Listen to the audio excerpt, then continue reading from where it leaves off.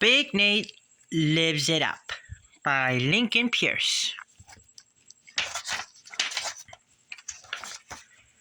Chapter 1. I'm getting really sick of Amanda Kornblatt's obsession with horses. And in Chapter 10, only a week before the big race, Wonderflanks comes up lame. Lame is right. It's Tuesday morning at BBC. That's the Breakfast Book Club. And I'm half listening to Amanda ramble on about another stupid pony story. Last week it was Wonderflanks, the rescue. Today it's Wonderflanks 2, the race. I'm ready for Wonderflanks 3, the nap. And Wonderflanks 4, the coma. Teddy gives a snort that sounds, and this isn't his fault. It's just the way he laughs. Excuse me. Exactly like a horse doing a major lip flap. I'm pretty sure that Mrs. Hickson, the librarian, is going to throw a nutty, but her eyelids are at half mast. Which is sort of a surprise, because Hickey is usually good at pretending to be interested in whatever books kids are reading, even when there's snooze-a-thons like these. L4s of Darthon, the Dragonsbane Trilogy. Advanced Principles in Theoretical Mathematics. How to Speaking for Better English. The Cheerleaders Club. Boyfriend Trouble. Depressing love poems that don't even rhyme. I hate to read. I'm just here for the snacks. Finally, Amanda wraps it up. Spoiler alert, Wonderflanks wins the big race, and we're all about to head for homeroom when... Hang on, gang. I've got something to share with you. Uh-oh. Duck and cover, everybody. Unless it's food or money, I'm not a huge fan of teachers sharing stuff.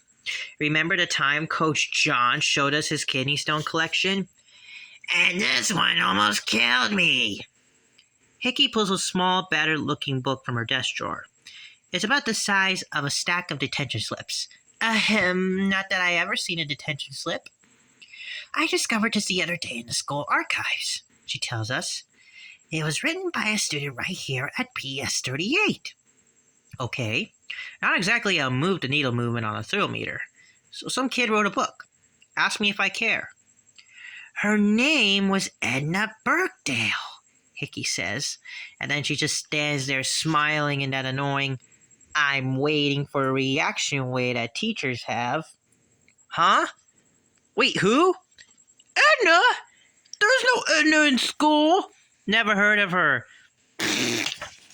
I'm not surprised you don't recognize the name, she continues. She lived 100 years ago, which makes this a very old book. I thought the oldest thing around here was Mr. Galvin, Teddy whispers. FYI, Mr. Galvin's our science teacher. His wrinkles have wrinkles. I shouldn't call it a book, Hickey says, correcting herself.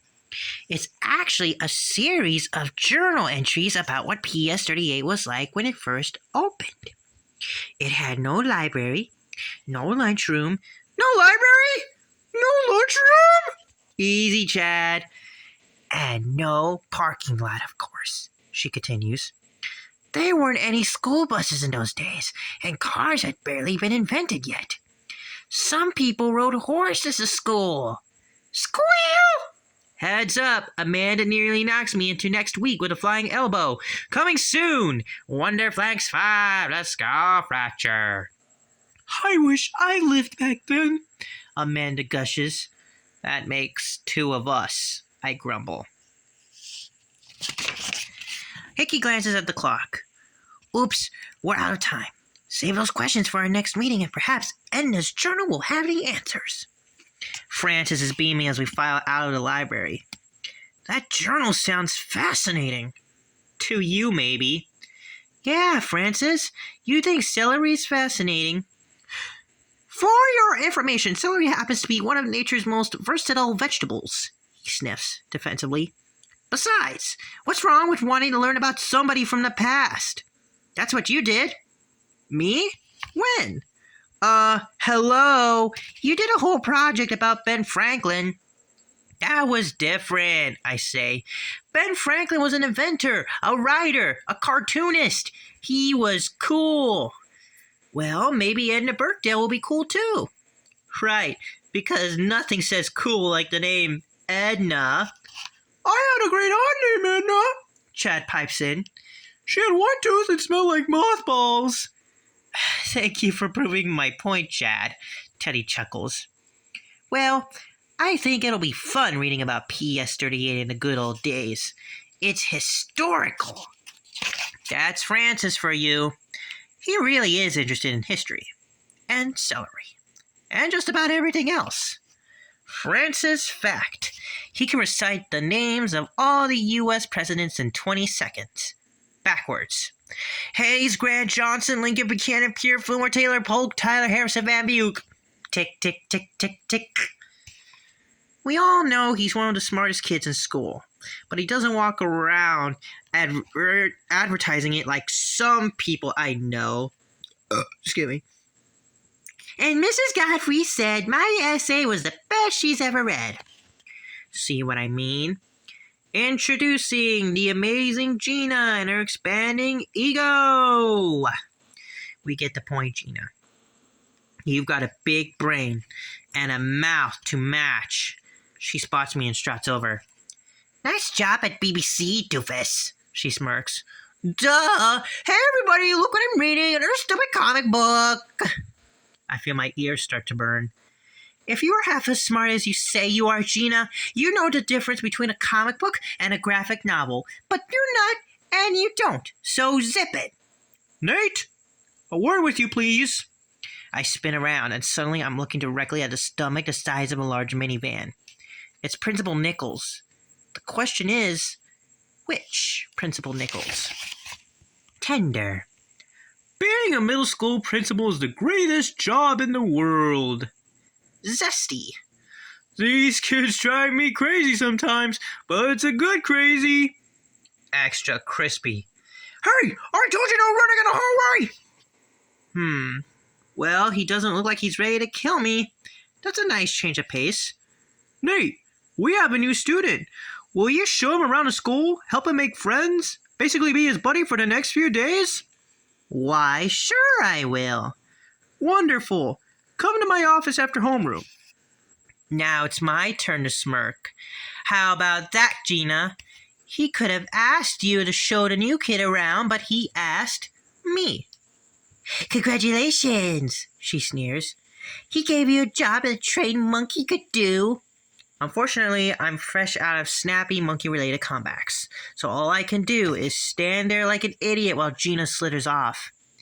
Ignore her, Nate, says a familiar, friendly voice. Principal Nichols only asks nice people to be buddies with new kids. That leaves her out. Ha! Good one, Dee Dee. Gina may be president of the debate team, but Dee Dee always seems to get the last word. Want to know her secret? She never stops talking. And then at rehearsal, we all realized that the acoustics were awful. It sounded like we were standing in an echo chamber. So, who's the new kid? Dee Dee finally asks after babbling for several minutes about... Sorry, I wasn't really listening. No idea, I tell her. I just hope it's somebody good, you know? That's the thing about being the buddy to a new kid. When it goes well, it goes really well. Like when I showed Teddy around after he moved here. We were best friends in no time. But when it goes bad, that's when you end up with a list like this. I kid you not! PS-38's new kid disasters! Laura Dunphy. Not a real positive person. This school stinks compared to my old school. I hate it here. I hate you all. Mikey Mooch MacDonald. Don't sit near him during lunch. Hey, that looks good. You gonna finish that? I'll finish it. Can I have a bite? Just a bite. Kim Cressley. She's not a disaster to anyone else. Just me. Walk me home from school, or I'll break your kneecaps. Okay. After homeroom, I scoot down to the office to meet the new kid. It's a little weird. I don't know his name, what he looks like, or anything about him. But I'm supposed to be his buddy. Well, hello, Nate. Hi, Mrs. Shapolsky. You must be here for Breckenridge, she says. Breckenridge? What's that? Principal Nichols swings open his office door and waves me inside. He's not a what, Nate? He's a who? Meet your new classmate. Nate Wright, this is Breckenridge Puffington III. Wow. That's, quite a name. The kid gives a timid little wave. Frankly, he looks ready to wet his pants. Guess it's up to me to get this party started. Hi, I say, reaching to shake his hand. He's got a grip like a limp noodle. I feel a faint glimmer of recognition. Something about Breckenridge Puffington III seems familiar. Or does it? Have I met this kid before?